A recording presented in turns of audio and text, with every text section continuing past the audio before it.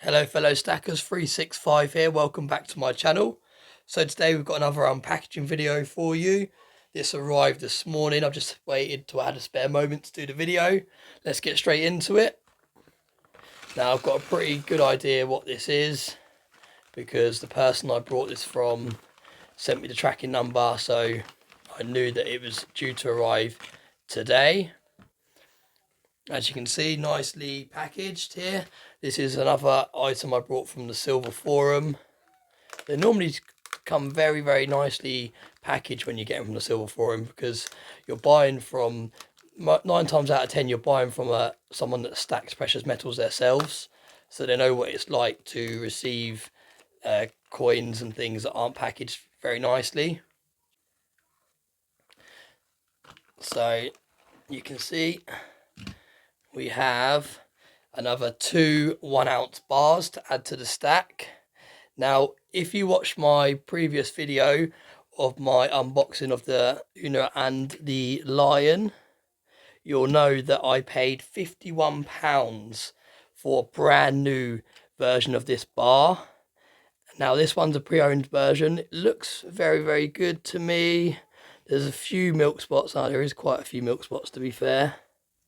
Typical Royal Mint, but I know how to get rid of those milk spots. However, once you get rid of them, they do still come back. But if I compare this to the one that I bought that was brand new, which arrived the other day, that cost me £51, and this one cost me £33. So you're talking like an £18 different for the sake of going pre-owned. So huge savings to be had if you shop around for these bars.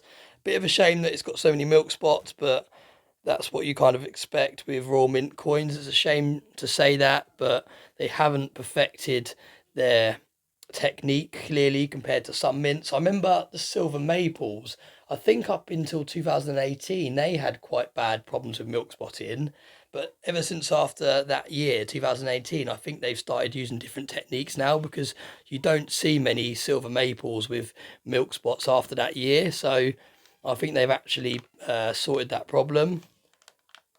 Now, this is another bar that I saw from the same seller as this one, and I haven't got one of these bars in the stack. I just thought it looked really unusual. It's got its own serial number. It's got this kind of, I don't know, like a security feature maybe. This kind of like logo thing on the back. Looks really cool.